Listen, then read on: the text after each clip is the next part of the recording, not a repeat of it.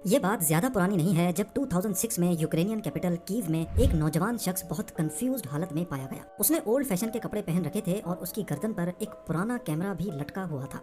लोग समझ रहे थे कि ये कोई पागल है, लेकिन क्या मालूम था उनको कि वो टाइम ट्रेवल की एक दास्तान का हिस्सा बनने जा रहे हैं। नाज़रीन, वो शख्स अपना नाम सर्गी पोनोमारेंको बता रहा था। पुलिस ने जब उससे आईडी मांगी तो वो एक ऐसी कंट्री ने इशू कर रखी थी जो अब मौजूद ही नहीं है। जी हाँ, ये आईडी सोवियत यूनियन के दौर की थी।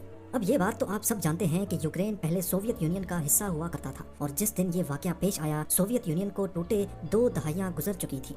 ऐसा नहीं है कि यूक्रेन पुलिस ने इससे पहले सोवियत यूनियन की कोई आईडी देखी ही नहीं थी, पर यह शख्स दिखने में 20-25 साल का लग रहा था और उस आईडी पर उसकी डेट ऑफ बर्थ 1932 की शो हो रही थी। सिर्फ डेट ऑफ बर्थ ही नहीं बल्कि आईडी पे शो होने वाली पिक्चर भी उसी की थी। ये सारा माजरा पुलिस को हजम नहीं हुआ।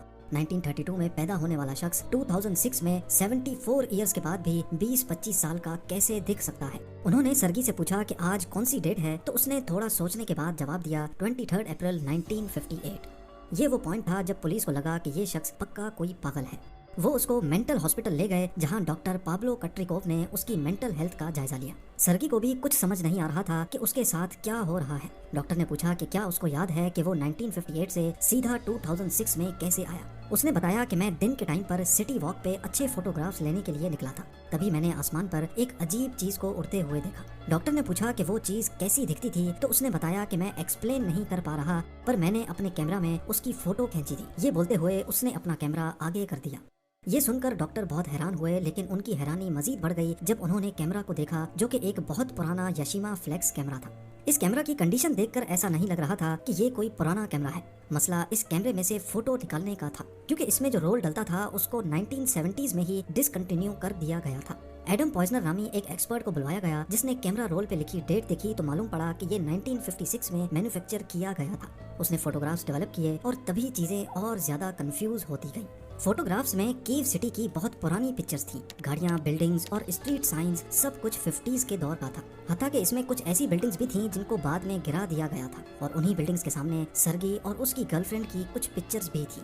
ये वही सर्गी था जो 48 इयर्स पुरानी तस्वीरों में जैसा दिखता था, उसी हालत में उसी कपड़ों में डॉक्टर के सामने बैठा था। और रोल की सबसे आखिरी फोटो में, जैसा कि सर्गी ने बताया था, एक अनआइडेंटिफाइड फ्लाइंग ऑब्जेक्ट दिख रहा था। ये सारा माजरा देखकर डॉक्टर के लिए यकीन करना काफी मुश्किल था।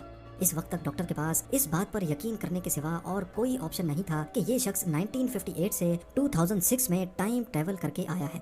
अभी डॉक्टर इसी कश्मकश में थे कि वो शख्स रूम से बाहर निकला, दरवाजा बंद किया और फिर वापस कभी नहीं लौटा। सर्गी पोनोमारेंको बिना किसी सबूत के गायब हो चुका था। उसने अगर अपने पीछे कुछ छोड़ा तो वो था ये कैमरा, कुछ फोटोग्राफ्स और अपनी अजीबो गरीब कहानी। ऐसी कहानी जिसको जितना ज्यादा समझने की कोशिश की जाए वो उतना ही ज्यादा उलझती जा रही थी। जब पुलिस ने केस को इन्वेस्टिगेट किया तो मालूम पड़ा कि 1960 में वाकई एक सर्गी पोनोमारेंको नामी शख्स कीव से गायब हुआ था। फोटोग्राफ्स में जो लड़की उसके साथ थी उसको भी ट्रैक किया गया, जो अब एक 70 साल की औरत है। उसने पुलिस को बताया कि 1958 में सर्गी वाकई में गायब हुआ था, लेकिन कुछ ही दिनों में वापस भी आ गया। ये उतने टाइम के लिए ही गायब हुआ था जितने टाइम के लिए ये 2006 में नमूदार हुआ। लेकिन उस खातून के मुताबिक वो 1960s में दोबारा गायब हुआ और उसके बाद आज तक वापस नहीं लौटा। पर कहानी में एक ट्विस्ट और भी है। सालों बाद उसको सर्गी की एक फोटो रिसीव हुई जिसमें नोट लिखा था 2050। इस फोटो में सर्गी की एज ज्यादा है और बैकग्राउंड में कीव सिटी नजर आ रही है। फर्क सिर्फ इतना है कि कीव सिटी स्काई स्क्रैपर से भरी हुई है। उसने नोट में ये भी लिखा था कि वो जल्द ही वापस आएगा, लेकिन किसी वजह से ऐसा नहीं हो सका। सर्गी पोनोमारेंको की ये इंटरेस्टिंग स्टोरी एक यूक्रेनियन टीवी शो पे दिखाई गई थी और देखते ही देखते ये इंटरनेट पर वायरल हो गई। पर सवाल ये है कि क्या ये स्टोरी वाकई सच है? इस पर आने से पहले हम ये जानते हैं कि टाइम ट्रेवल क्या वाकई पॉसिबल भी है कि नहीं। इसमें कोई शक नहीं कि हम सब एक तरह से टाइम ट्रेवल ही कर रहे हैं। फ्यूचर में टाइम ट्रेवल, हमारा कहीं भी बिताया हुआ 1 घंटा इस बात को जाहिर करता है कि हम एक घंटा करके फ्यूचर की तरफ जा रहे हैं। लेकिन अगर कोई किसी भी तरीके से अपना 1 घंटा सिर्फ आधे घंटे में बिता ले तो वो दूसरों के मुकाबले में आधा घंटा फ्यूचर में चला जाएगा। इस कॉन्सेप्ट को पहली बार एल्बर्ट आइंस्टाइन ने अपनी स्पेशल रिलेटिविटी की थ्योरी में दिया था, जिसके मुताबिक स्पेस में टाइम एक जैसा नहीं गुजरता, बल्कि ये डिपेंड करता है ऑब्जेक्ट की स्पीड और उसके मास पर। जिस तरह ऑक्सीजन का लेवल अलग अलग एल्टीट्यूड पे चेंज होता रहता है, इसी तरह स्पेस में टाइम भी ऑब्जेक्ट की स्पीड और मास पर डिपेंड करता है। हम अर्थ पर रहते हैं तो हमारा टाइम अर्थ के मास और इसकी स्पीड पर डिपेंड करता है, लेकिन अगर हम जुपिटर पे चले जाएं जिसका मास काफी ज्यादा है तो वहाँ टाइम स्लो गुजरेगा। थ्योरी के मुताबिक जितनी ज्यादा स्पीड होगी उतना ही स्लो टाइम गुजरेगा। तो अगर हम किसी ऐसी स्पेसशिप में बैठे हैं जो स्पीड ऑफ लाइट की तेजी से यूनिवर्स में 5 साल तक चलती रहे और फिर वापस अर्थ पर आए, तो हमारी घड़ी के हिसाब से सिर्फ 5 साल गुजरे होंगे, लेकिन अर्थ पर 36 साल गुजर चुके होंगे। दोनों घड़ियों में जो टाइम का डिफरेंस नोट किया जाएगा उसको टाइम डायलेशन कहा जाता है। आइंस्टाइन की इस थ्योरी को प्रूव करने के लिए 1971 में हेफल कीटिंग एक्सपेरिमेंट भी किया गया था। इसमें टोटल 12 एटॉमिक क्लॉक्स को एक ही टाइम पे सेट किया गया। 4 क्लॉक्स को प्लेन में लोड करके ईस्ट की तरफ भेजा गया, 4 को वेस्ट की तरफ और आखिरी 4 को अर्थ पर ही छोड़ा गया था। जब दोनों जहाज पूरे अर्थ का गोल चक्कर लगाकर वापस आए तो उनकी क्लॉक्स में काफी डिफरेंस देखा गया।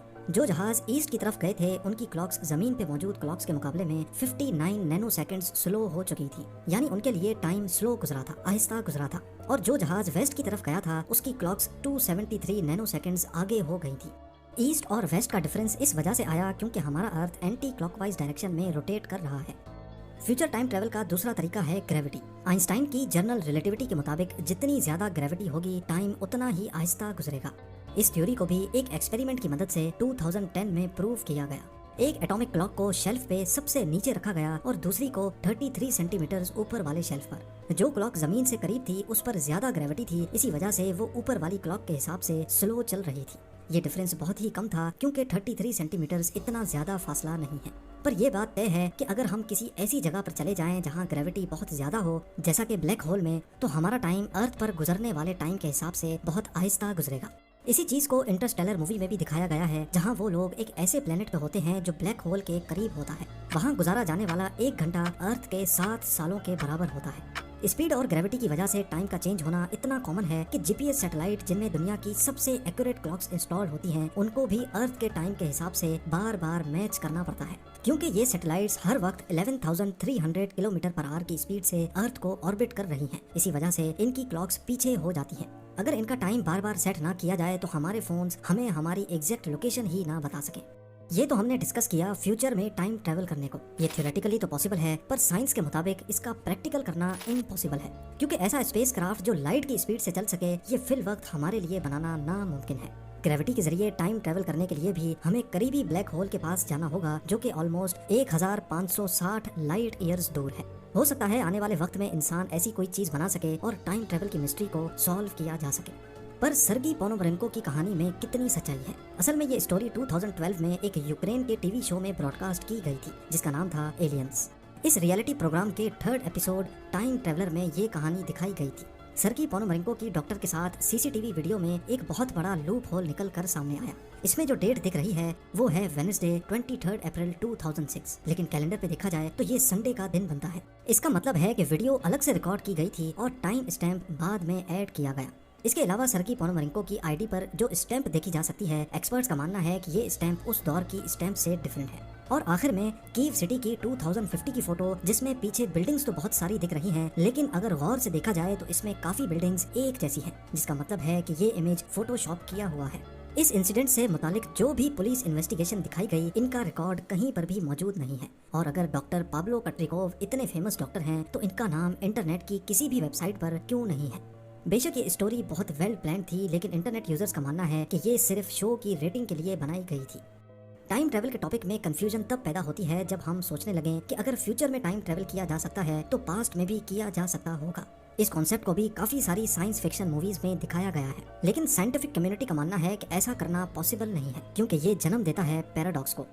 मान लें कि आप किसी टाइम मशीन में बैठकर 10 साल पास्ट में चले जाएं और उस टाइम मशीन को ही बनने से रोक दें, तो फिर आप यहाँ तक कैसे पहुँचे? इस सिचुएशन को टाइम ट्रेवल पैराडॉक्स कहा जाता है। 2009 में स्टीफन हॉकिंग ने एक पार्टी अरेंज की जिसमें वो अकेले मौजूद थे। इसकी अजीब बात यह थी कि इस पार्टी की इनविटेशन उन्होंने 1 साल के बाद पब्लिक की और कहा कि अगर कोई टाइम ट्रेवलर है तो 1 साल पास्ट में जाकर वो पार्टी अटेंड कर सकता है। यह उनकी तरफ से समझाने का एक तरीका था कि पास्ट में टाइम ट्रेवल करना